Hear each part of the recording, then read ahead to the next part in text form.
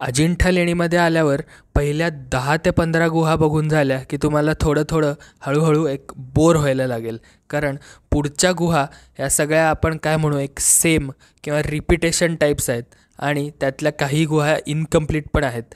पण मी सजेस्ट करीन की थांबू नका किंवा वळून परत जाऊ नका, कारण क्लायमॅक्स खतरनाक आहे. म्हणजे शेवटची गुहा नंबर 26 ही जबरदस्त आहे. गुहा नंबर 26 म्हणजे अत्यंत सुंदर, प्रचंड मोठी, बाहेरून आणि आतूनही भरपूर कोरीव काम, स्लीपिंग बुद्धांच्या वेगवेगळ्या प्रतिमा, बुद्धांचा जीवनकाळ, मरणोत्तर काळ, त्यानंतर प्रचंड मोठा हॉल आणि मध्यभागी एक स्तूप. केव नंबर 26 ही एक चैत्यगृह आहे. तसंच ही गुहा बौद्ध धर्माच्या महायान शाळेशी संबंधित आहे आणि ही अजिंठा येथे भेट देणाऱ्या सर्वात लोकप्रिय लेण्यांपैकी एक आहे. गुहा नंबर 26 ही लेणी 19 सारखीच आहे, परंतु इथे मोठ्या आकारमानाने आणि अधिक तपशीलवार आणि उत्कृष्टपणे कोरीवकाम केलेल्या नक्षीकाम केलेल्या आकृत्यांसह ही गुहा नंबर 26 आहे.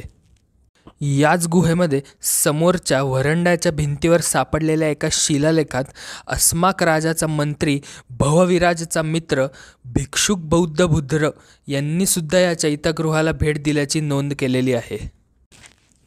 आतमध्ये प्रवेश केल्यावर एक मोठा सभामंडप आहे. त्याच्या चारही बाजूला प्रदक्षिणा मारायला जागा आहे आणि मधोमध बुद्धांची प्रतिमा असलेला मोठा खडकाचा स्तूप आहे. प्रदक्षिणा मारताना शेजारच्या भिंतींवर प्रचंड सुरेख कोरीव काम केलेलं आहे आणि शिल्पकलाही खूप बघण्यासारखी आहे. याच भिंतीवर गौतम बुद्धांच्या बालपणापासून ते त्यांच्या जीवनाच्या अखेरच्या टप्प्यापर्यंतचा संपूर्ण जीवनकाळ हा कोरीव कामाने रेखाटलेला आहे. गुहेच्या मधोमध सिंहासनावर बसलेल्या बुद्धांची प्रतिमा असलेला प्रचंड मोठा असा स्तूप आहे आणि त्याच्या दोनही बाजूस स्वार आणि फ्लाइंग अटेंडंटसुद्धा दाखवलेले आहेत.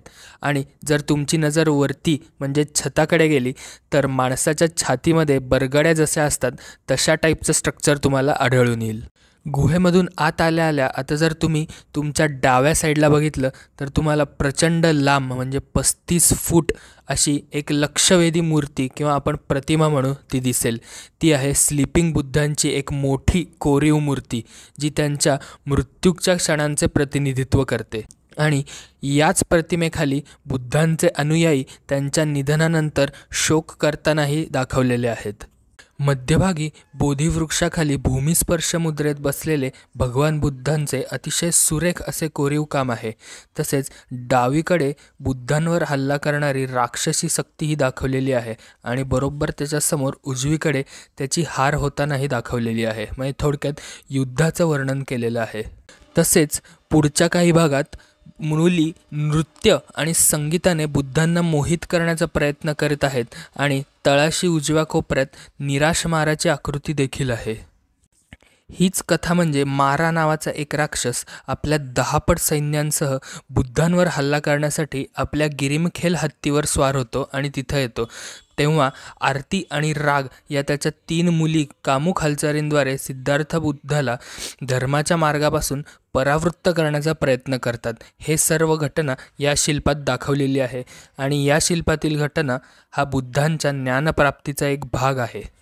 पुढे बुद्ध हे भूमिस्पर्तन मुद्रेत बुद्धांचा उजवा हात पृथ्वीकडे निदर्शन करतो.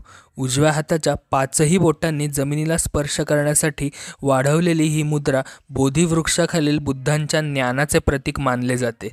येथे त्यांनी आपल्या ज्ञानप्राप्तीचे साक्षीदार होण्याचे पृथ्वीदेवी आणि स्थावरला बोलवले होते.